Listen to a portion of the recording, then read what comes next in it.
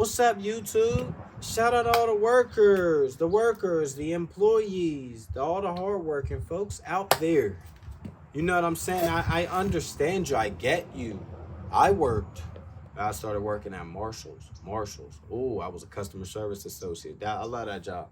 So I worked for Marshalls for fucking years. But yeah, just know that. So I was everywhere though too. Like in Marshalls, they would have me on the registers.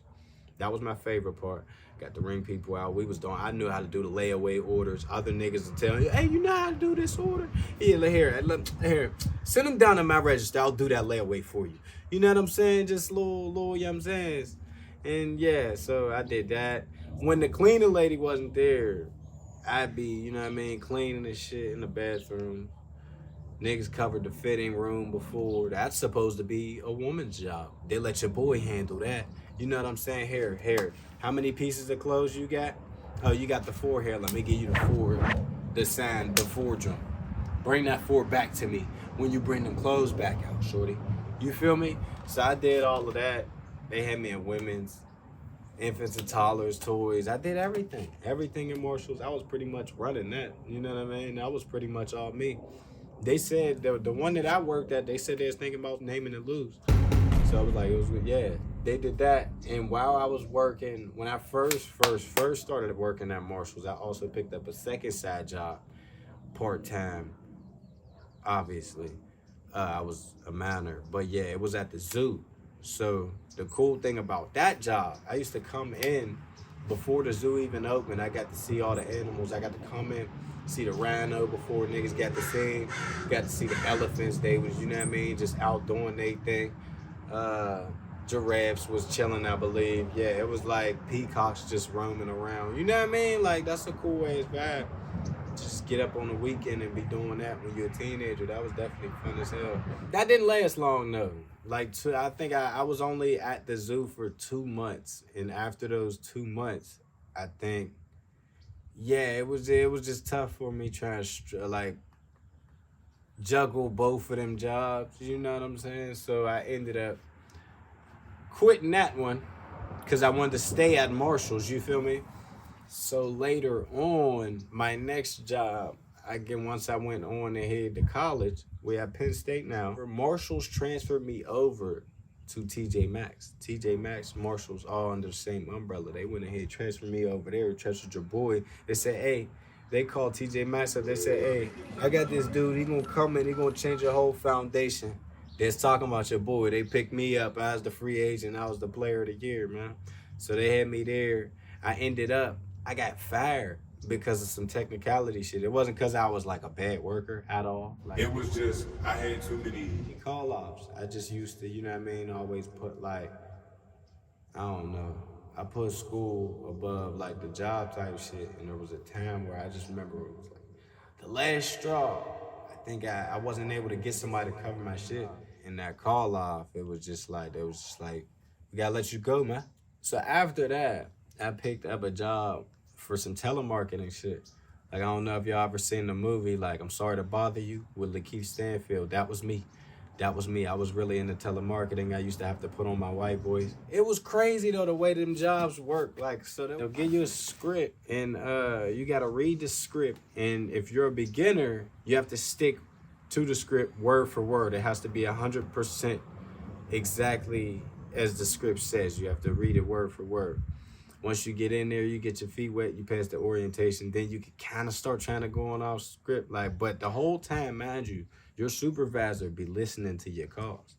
You feel what I'm saying? So a lot of times it'll be they would tell you, remember your ABCs, and that's always be closing, y'all. Okay, hold on. Whole time, this whole telemarketing job is for selling wine. We're selling cases of wine and cold calling customers. You feel me? Just call random people who you think might be interested in buying some wine. But there was times where if a customer wanted to get off the phone, they wanted you to always be closing. So it's all these little rebuttals and shit you had to give them. I wasn't good at it though. I just used to be okay, and you know what I mean? I get what you're saying. I'm gonna hang up, have a nice day.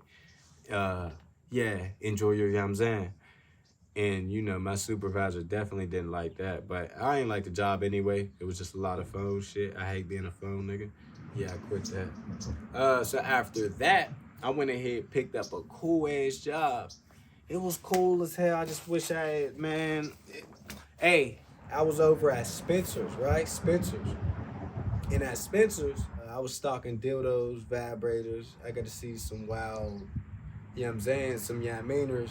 But the thing that was cool about that is it wasn't, I don't know, man, when they looking for stuff like that, they don't need assistance. Like, it's like more so like, it's almost like awkward if you do walk up to them like, Can I help you find anything? you know what I'm saying?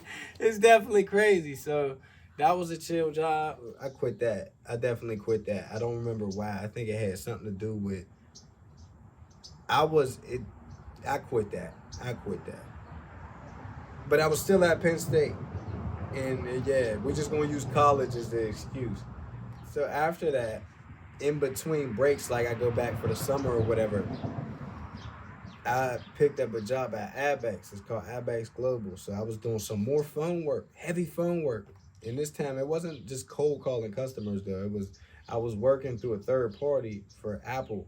Like, so I was basically, when you call in, when you got a problem with your iPhone, you calling in, a lot of times, not even a lot of times, every time, that's going through a third party service. Because Apple, it would cost too much money for them to pay niggas in-house and give them all these Apple benefits. You know what I'm saying? So they hire third party providers. And yeah, so I was like answering a lot of these calls, but like my thing was I was ass at it, and it's like you gotta read articles, cause nobody there knows what we doing. Like we just made it past orientation, this heavy turnover in these call centers, all this, whatever.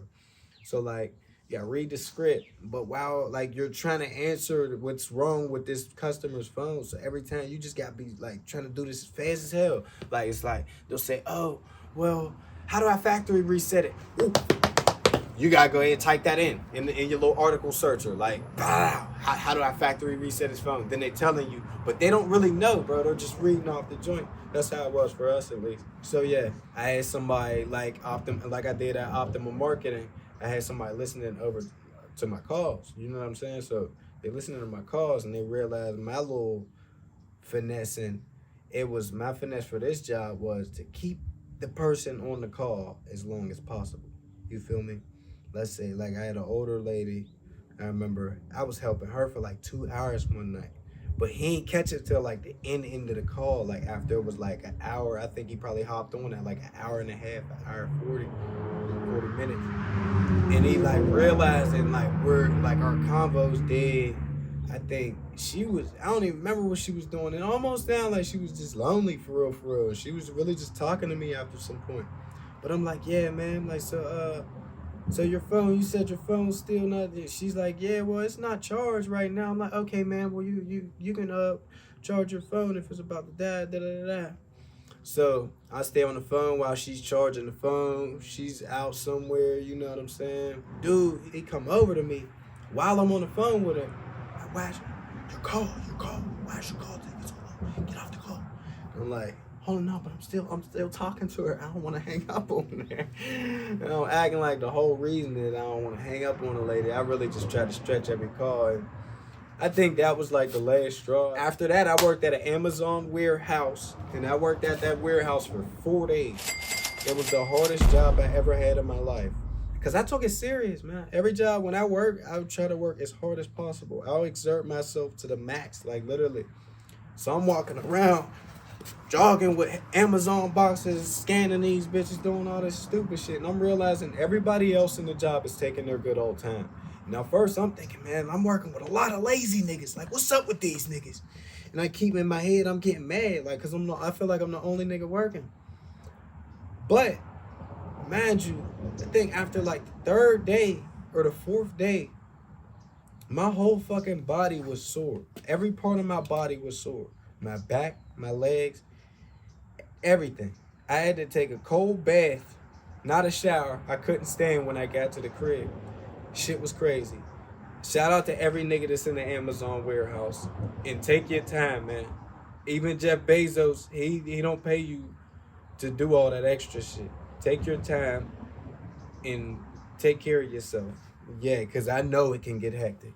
Them niggas is on a battlefield in them warehouses. So, after that, I went to Coons. And at Coons, it's like I don't know if it's only in the Northeast. I think it's only in the Northeast, but it's a grocery store, like a supermarket. I was there, so I got in there. I learned about produce.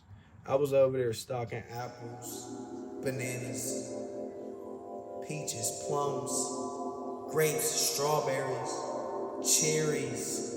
We had watermelon. And I used the pallet jacks. The pallet jacks, bring the big ass watermelon joints, the heavy joints. So I finally graduated college. I ended up trying to go into something that was like relevant to my field. And UPMC, it's like one of the biggest companies. It is the biggest employer in like all of like PA type shit, some shit like that. So I became an administrative assistant there, which is basically a office nigga. Yeah, when they came into this place, they check in with me. I tell niggas, go down there or hold on or I'll transfer you. I say shit like that.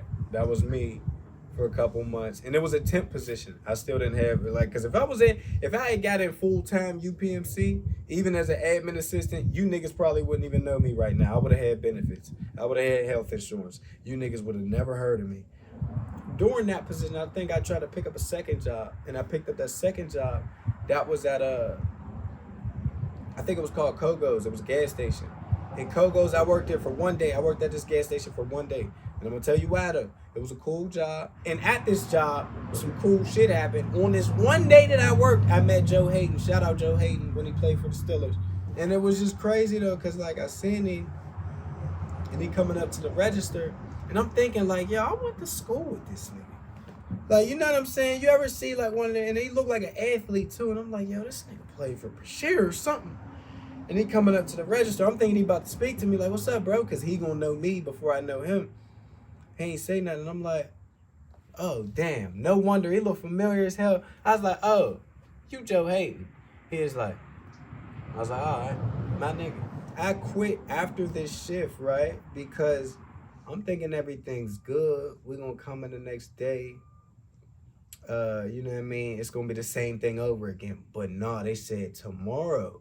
They said, Corey, we're going to have you hop on the food. You're going to prepare the food. I'm okay. I told her, okay, that sounds good. Okay, I'll see y'all. Yeah, I'll see y'all tomorrow. I never came back. Repeat the pattern in all the positions I said up to this point. None of them involved food prep. None of them. And that's that. I barely make my own food. So I'm not going to make y'all's food, make these pepperoni wraps and shit like that. But then I got another temporary UPMC position. So they had me for, I think, 3 months at first, or 2 to 3 months at first. Second one, I think, was 3 months.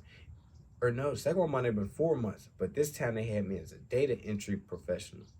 So really, I had my own office this time, though. So it was big baller style. I had, I was in the cut with it in the back. I could have threw some hentai on if need be, you feel me? Stayed there for 4 months, and what I was doing a lot of times, they would have me I would work remotely though. Like I would have to leave the office, and I would go to these places. This was cool though. Like I was like the flu vaccine clinics. Like so every UPMC employee would have to get a flu shot. So like I would be there to administer the vaccine clinics. Like so when you come in, you check in with me. I'm putting in your info, you feel me? To make sure that, oh, this employee got their shot. This young man got his shot. This boy got his shot. All UPMC employees. So some of y'all, if y'all work for UPMC, yeah, you probably recognize your boy. I was right there like this. After UPMC, I picked up a position as a support manager. That was my low-key, like my second favorite job after Marshall. And I was over on the GM side. For everybody working at Walmart, I was the GM support manager. That was all good, but the thing is, all right, so when you come in as a support manager, man, y'all, I graduated college and shit. I'm trying to work in my field. If not, I wanted to be in management. But like they said, I would have to do 6 months in as a support manager in order to prove myself to be able to move up to assistant. Because I was initially interviewed for assistant, and I don't think I passed the interview, but they plugged me in as support. You see what I'm saying? So I appreciate that. But it was like after my review period, that 6-month review period was coming up. So I passed the academy, you know what I'm saying? I did all that, all the steps to stick with the job, whatever. But yeah, that review period was coming up, and I had the co-manager come up to me, and he was like, "Corey, I don't think we're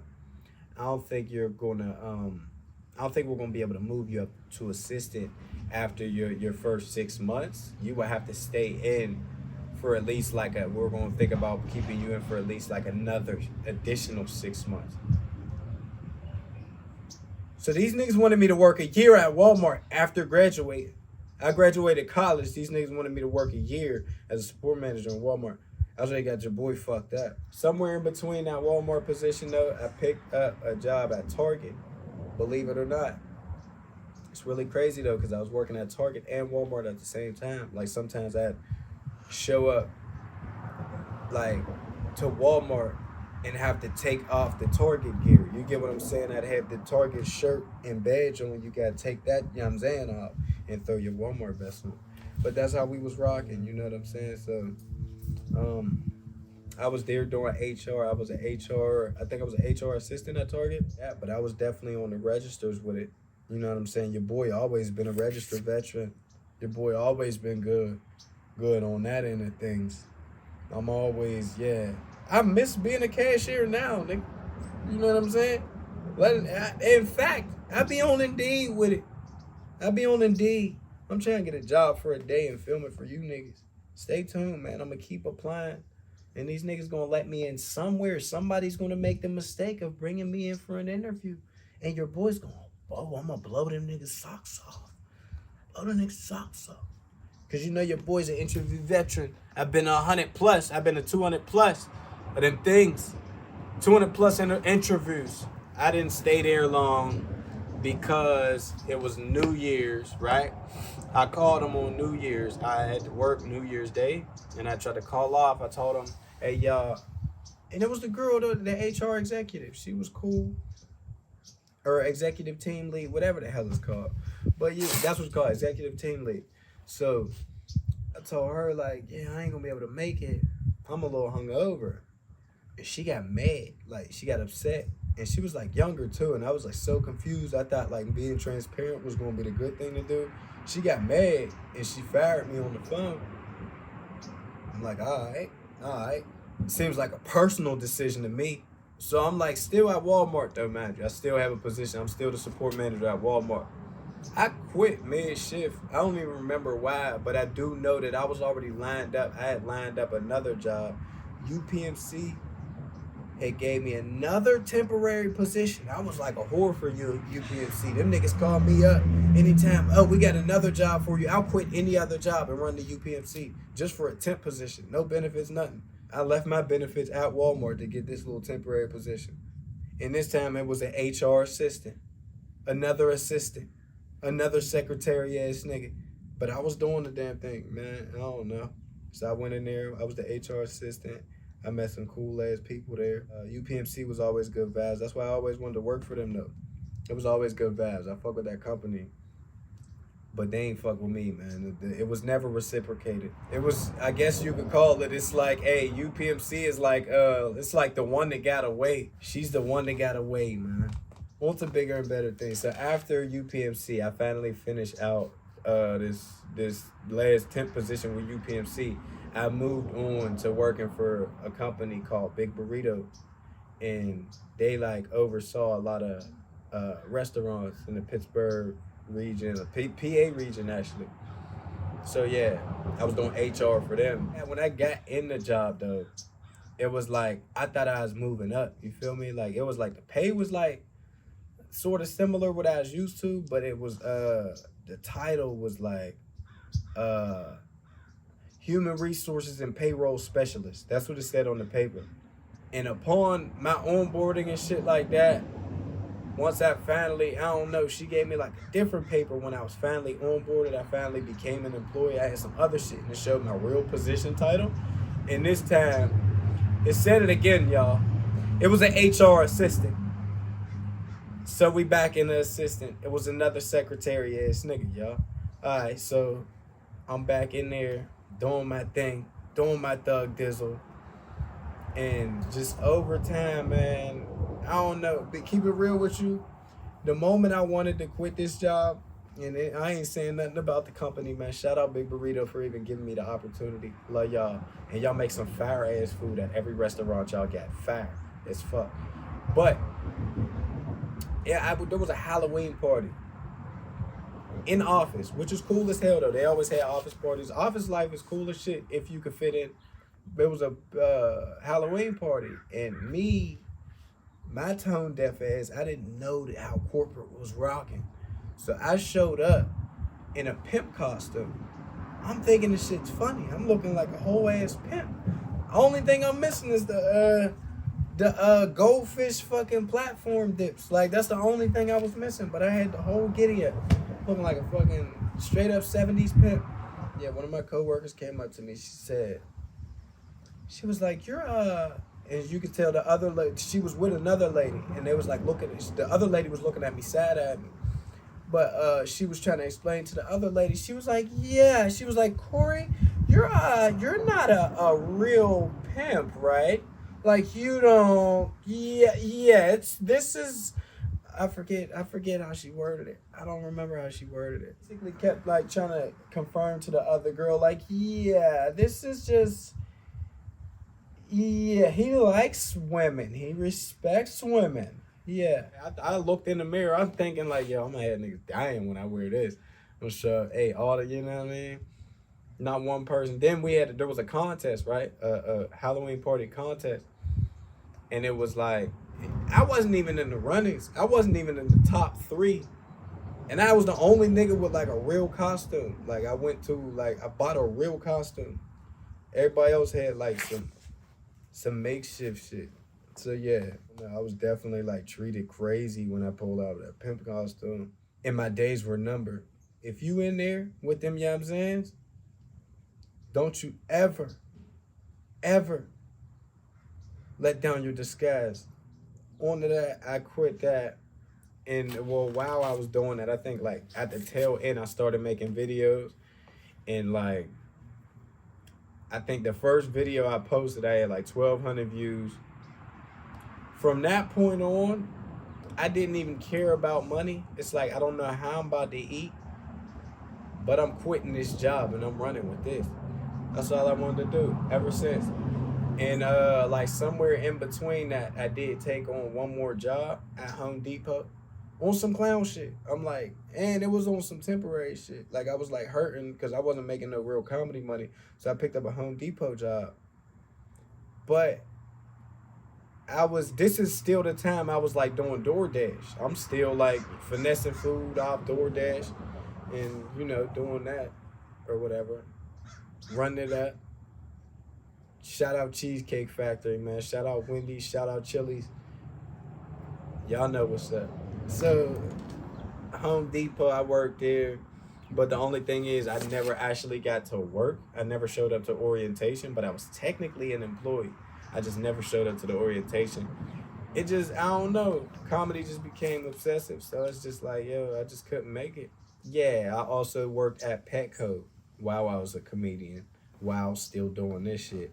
I worked there for 4 hours. I worked at Petco for 4 hours. It was cool, but the only thing is I was stocking like cat food and shit like that. I thought I would have a little bit more in like face to face with the animals or something, but like the animals, you never had time to check on them. You never had time to mess with them at all or look at them because you need to be putting them goddamn boxes out. So, dude asked me, I was 4 hours through the shift, and this was my first day. It was like, yeah, Corey, so you can either stay another 4 hours and we can make that an 8-hour shift, or you can go home now. I said, okay, I would like to go home. And I went home and I never came back. Now, I love animals though. Shout out to all the animals. Shout out to my reptiles. Shout out to the amphibians. And on that note, we up out of here, man.